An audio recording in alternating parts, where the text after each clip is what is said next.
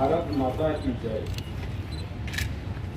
पवित्र 78तम स्वाधीनता दिवस पालन अवसर में बालेश्वर जिलार प्रिय भाई और भौणी मानक मोर हार्दिक अभिनंदन और शुभकामना जनाऊँ। यही अवसर में उपस्थित थिबा समस्त बुद्धिजीवी, शिक्षाविद, वरिष्ठ नागरिक, विभिन्न विभाग अधिकारी और कर्मचारी, छात्र छात्री, शिक्षक शिक्षयित्री, गणमाध्यम प्रतिनिधि और अन्य समस्त भद्र व्यक्ति और भद्र महिला को शुभेच्छा जनाऊँ।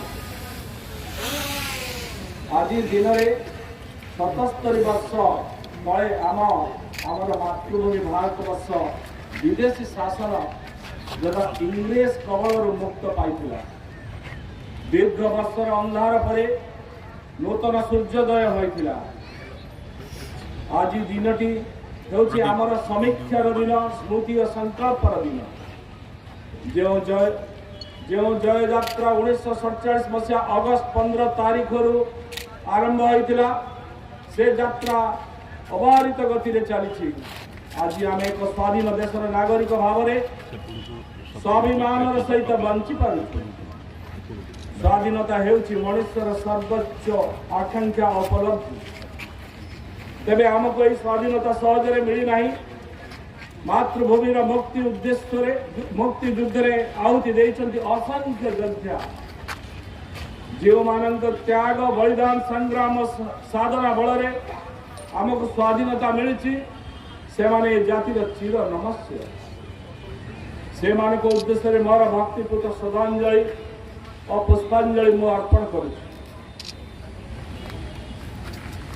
जातिर जनक महात्मा गांधी, सरदार वल्लभ भाई पटेल, नेताजी सुभाष चंद्र बोस, वीर सुरेंद्र साय, बक्सी जगबंधु, चाकी खुंटिया, उत्कलमणि पंडित गोपबंधु दास, उत्कल गौरव मधुसूदन दास, शहीद लक्ष्मण नायक, वीर सुरेंद्र साय, चंद्रशेखर बेहेरा, माधव सिंह, हरे कृष्ण महताब, रमा देवी, मालती देवी, नवकृष्ण चौधरी, गोपबंधु चौधरी परि महान संग्रामी राष्ट्र निर्माता मानक स्मरण करुछि।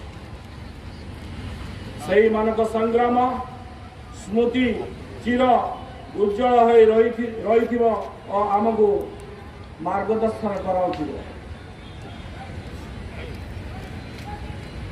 बंधुगण, आम भारतीय स्वाधीनता संग्राम रे अभिव्यक्त बालेश्वर जिला गौरवमय स्थापन ग्रहण करिछि।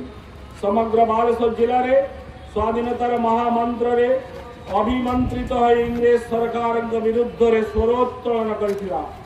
जातिर जनक महात्मा गांधी का आह्वान रे बालेश्वर जिले में असहयोग आंदोलन, लवण सत्याग्रह, भारत छाड़ आंदोलन तीव्र रूप धारण करे ब्रिटिश शक्तिर मेरुदंड को दहलाई देइथिला।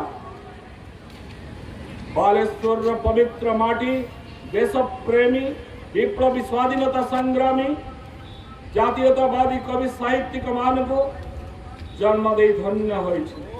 तत्कालीन बालेश्वर जिले में 1922 मसीहा अगस्त 17 तारीख में भंडारी पोखरी गुलिकांड, सेप्टेम्बर 28 तारीख इरम और तुड़ीगड़िया ठारे देशभक्त मानकर आत्म बलिदान, चांदवाली कनिका प्रजामेली, धामनगर गुलिकांड और लवण सत्याग्रह समय इंचुड़िया ठारे संग्रामी मानकर रक्त तर्पण संग्राम इतिहास रे शून्याक्षर लिपिबद्ध होइछि। मिश्रण प्रक्रिया सर्वप्रथम सामिल हो समग्र भारत वर्ष को दिग्दर्शन देइछि। ओडिया भाषा और साहित्यर सुरक्षा स्वतंत्र भाषा भित्तिक उत्कल प्रदेश गठन पाई बालेश्वर माटीर सुयोग्य संतान कालजयी साहित्यिक फकीरमोहन सेनापति सरेश विहीन संग्राम आमको स्वतंत्र परिचय प्रदान करिछि। आमर पूर्व पुरुष आम पाई स्वाधीनता आनी सेमानकर कर्तव्य करि जाइछन्ति। वर्तमान यार सुरक्षा और समृद्धि आमर नैतिक दायित्व।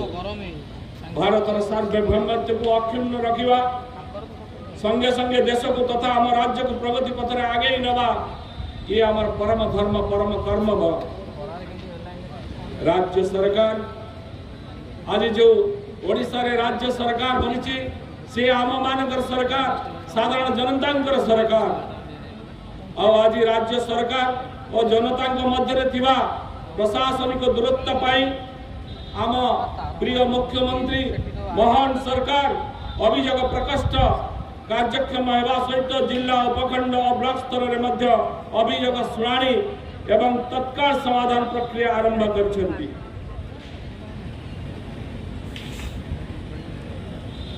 एबे 2024-2025 रे आमर सरकार जो बजेट उपस्थापना करिसंती से लोक मान को उद्देश्य रे बजेट है ये लोकाभिमुखी बजेट है